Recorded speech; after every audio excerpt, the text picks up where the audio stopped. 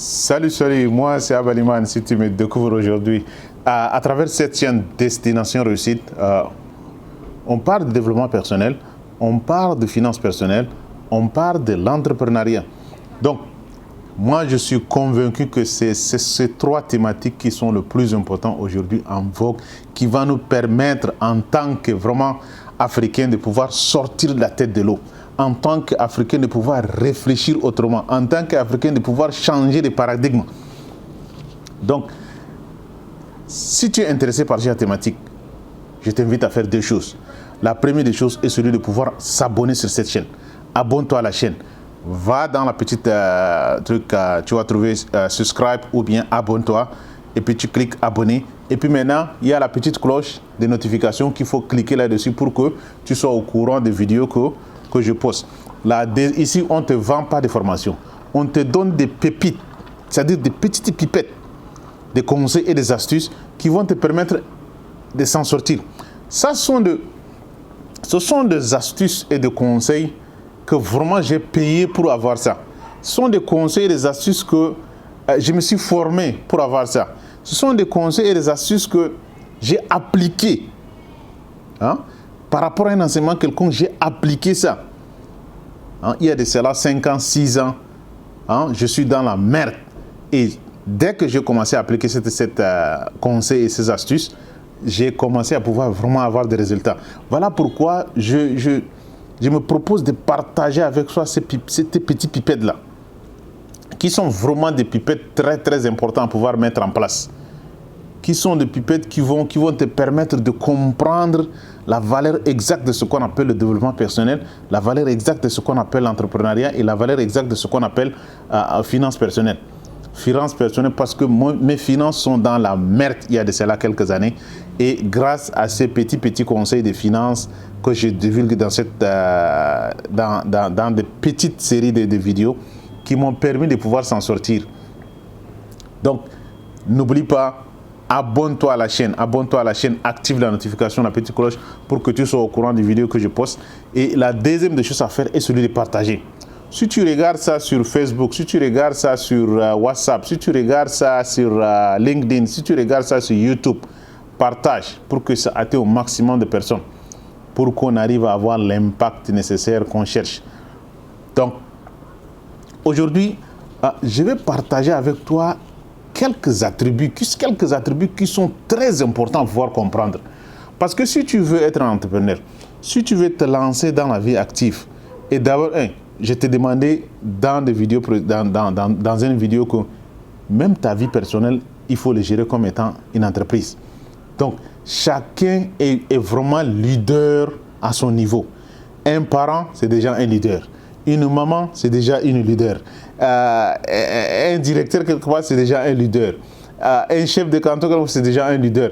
Donc, ces attributs de leadership vont te permettre de comprendre ou bien de choisir tes leaders. Ou bien même, si tu veux, tu incarnes. Est-ce que si tu n'as pas ces attributs-là, il faut que tu cherches à incarner ces attributs-là pour que tu arrives aussi à être un leader. Voilà pourquoi je partage avec toi cet attribut majeur de leadership qui sont très importants à pouvoir comprendre. Premier attribut fondamental. Un leader, c'est quelqu'un qui va avoir ce qu'on appelle un courage inoubliable. Un courage inoubliable, ce courage doit être fondé sur la connaissance de soi et de sa profession. C'est-à-dire qu'il faut absolument qu'il ait un courage. Aucun adepte ne souhaite être dominé par un leader qui manque de confiance en soi et de courage. Aucun disciple intelligent ne sera longtemps dominé par un tel leader. Donc, il faut que tu aies ce courage inoubliable. Ce courage qui te permet d'avoir la confiance en soi. Ce courage qui te permet de pouvoir pousser les autres en haut. Ce courage qui te permet de pouvoir reconnaître tes valeurs. Ce courage qui te permet de pouvoir reconnaître tes erreurs.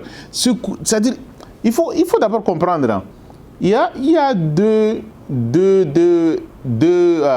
leadership. Il y a ce qu'on appelle le leadership par consensus et leadership par... je sais pas, je peux dire par la force, hein, parce que ça, c'est le leadership qui est vraiment beaucoup éparpillé dans l'Afrique. C'est par la force. Ils cherchent leadership par imposition. Leadership imposé et leadership par consensus. Leadership par consensus, c'est, on peut dire peut-être leadership démocratiquement élu, hein, et puis leadership par l'autre là, par soumission, c'est un leadership que vraiment lui prend par exemple la rébellion, ainsi de suite, il renverse le pouvoir et puis il impose tout ce qu'il a. Ça c'est partout en Afrique, c'est ça, c'est manière de leadership. Voilà pourquoi Napoléon, dans son livre La loi de réussite, il a dit que ça c'est une opportunité pour la jeunesse de pouvoir saisir cette opportunité-là. Voilà, c'est ça, c'est un créneau que Napoléon a parlé il y a de cela depuis 1928 ou bien depuis 1938 qu'il a écrit son livre-là. Il a parlé de ça. Et ça, il a dit que dans le XXIe siècle, ça, c'est le créneau où les jeunes peuvent vraiment avoir l'opportunité là-dessus parce que les leaderships sont en train de dégringoler.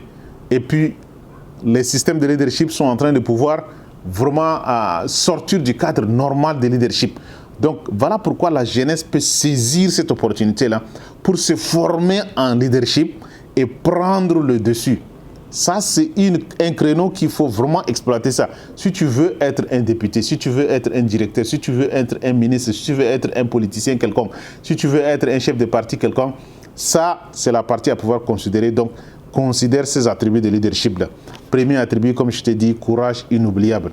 Fondé sur la connaissance de soi et de sa profession.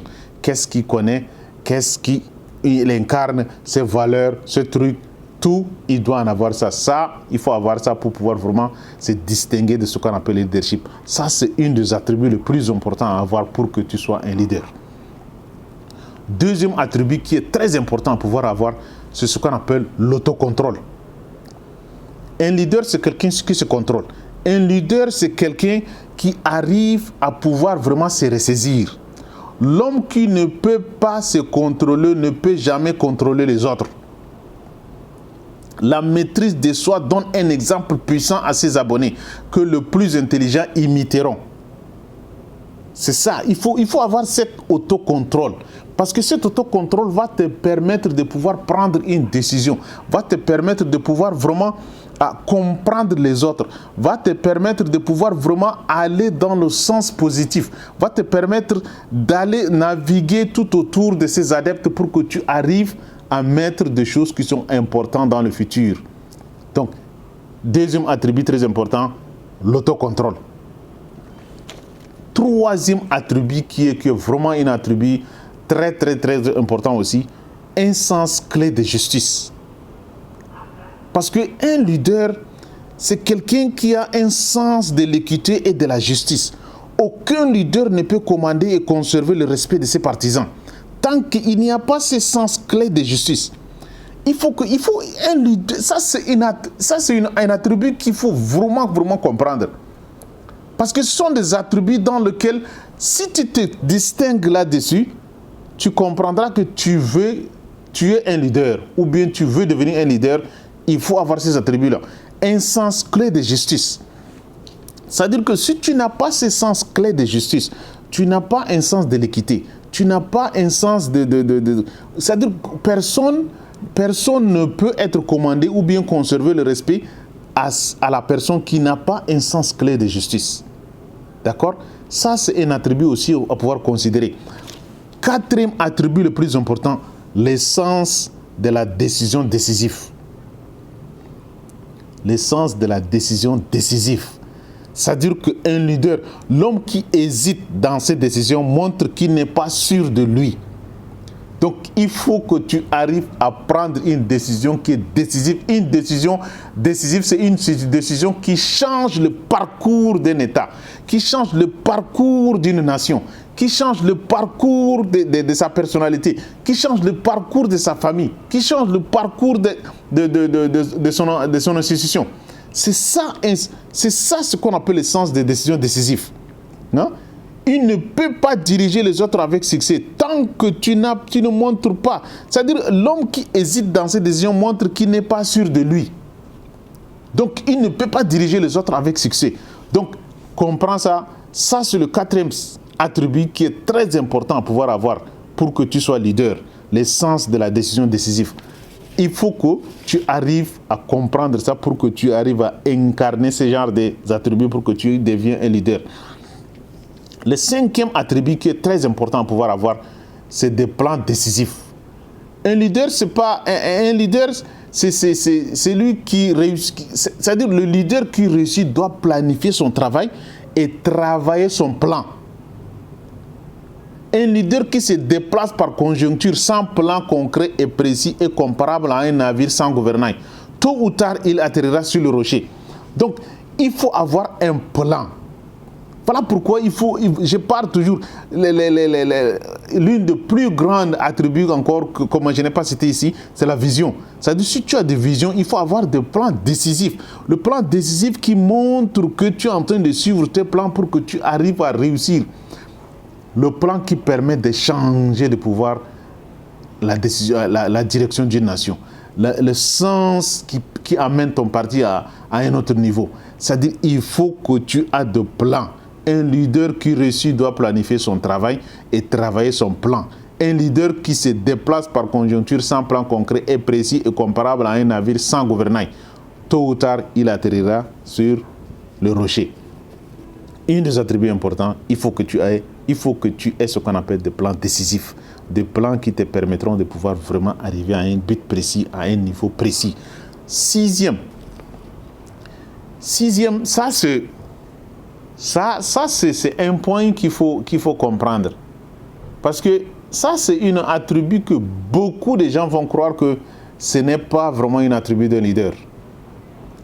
Par contre, si tu as ça, tu peux vraiment se distinguer des autres. L'habitude de faire plus que on entend de toi. C'est-à-dire il faut aller ce qu'on appelle à un extra mile. Il faut dépasser les attentes. Il faut dépasser les attentes. Parce que si tu es un leader, il faut que tu vas au-delà de ce qu'on appelle tes partisans t'attendent. L'une des pénalités de leadership est la nécessité de la volonté de la part du leader de faire plus que ce qu'il exige de ses partisans. Parce qu'un leader, c'est celui qui va à ce qu'on appelle extra mile. Celui qui va au-delà des attentes.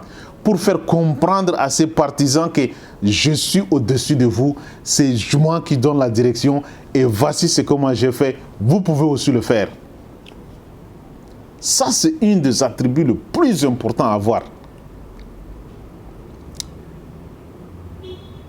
Septième attribut, qui est très important aussi à avoir ça, une personnalité agréable. Parce qu'un leader, c'est quelqu'un qui est tout le temps entouré de ses partisans. C'est quelqu'un qui est tout le temps avec les autres. C'est quelqu'un tout le temps en train de communiquer ses idées. C'est quelqu'un qui est tout le temps en train de pouvoir conseiller. C'est quelqu'un qui est tout le temps en train de donner des pistes. Donc, non négligemment, une personne imprudente peut devenir un leader réussi. Le leadership appelle au respect. Les suiveurs ne respecteront pas un leader qui n'obtient pas une note élevée sur tous les facteurs d'une personnalité agréable. Comme je t'ai dit, il y a des facteurs qu'une personnalité agréable doit avoir. Une personnalité agréable, c'est quelqu'un qu'il faut vraiment... que toi, tu vas t'intéresser à être derrière lui. Toi, c'est quelqu'un qui soulève les autres. C'est quelqu'un qui amène quelqu'un du bas de l'échelle pour qu'il... Un leader, c'est quelqu'un qui construit les autres. Voilà qu'il faut comprendre. Et un leader, c'est quelqu'un qui donne des astuces. Un leader, c'est quelqu'un qui donne des pistes. Un leader, c'est quelqu'un qui arrive à tirer les autres vers le bas pour le soulever en haut. C'est ça une personnalité agréable. Huitième attribut qui est très important à pouvoir avoir, la sympathie et la compréhension. Un leader qui réussit doit être en sympathie avec ses partisans. De plus, il doit le comprendre et comprendre aussi leurs problèmes.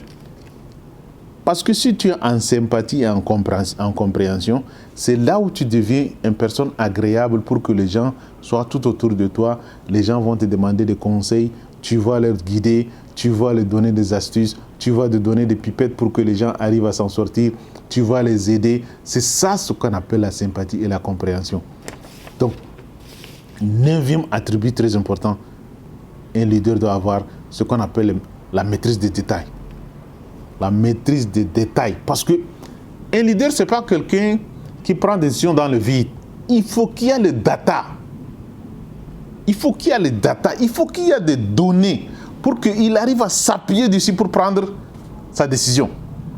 Donc, il faut qu'une direction réussie exige la maîtrise des détails de la position du leader. Si tu es un leader, il faut que tu montres que tu as besoin toujours de data pour que tu arrives à prendre des décisions. Tu as besoin toujours de details, c'est-à-dire des points. C'est-à-dire les gens vont penser que c'est le point que peut-être les gens ne vont pas penser à ça. Mais toi, tu vas demander. Parce que c'est ça qui te permettra de pouvoir prendre une décision. Donc, il faut avoir la maîtrise des détails. C'est très important d'être un leader. Si tu as cet attribut, tu vas te considérer comme étant un leader. 10e attribut, volonté d'assumer la pleine responsabilité. Et là, ça, c'est les attributs que nos dirigeants africains n'ont pas ça. Ils n'assument pas les responsabilités. Leader qui réussit doit être prêt à assumer la responsabilité des erreurs et des lacunes de ce partisan. C'est-à-dire il faut absolument qu'il doit accepter la responsabilité. Si tu gouvernes une nation, voilà, nos dirigeants, ils n'arrivent pas à incarner cet attribut-là. Voilà pourquoi à chaque fois, si on leur demande que c'est leur responsabilité, ils se disent que non, ce n'est pas leur responsabilité, c'est la responsabilité du peuple, c'est la responsabilité de la France, c'est la responsabilité de ceci. La France a changé la constitution, c'est pas ceci, c'est pas cela. Et puis, ils n'ont pas la responsabilité.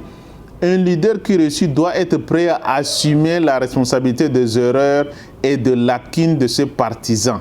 S'il essaie de déplacer cette responsabilité, il ne restera pas le leader. Si l'un de ses partisans se trompe et se montre incompétent, le chef doit considérer que c'est lui qui a échoué.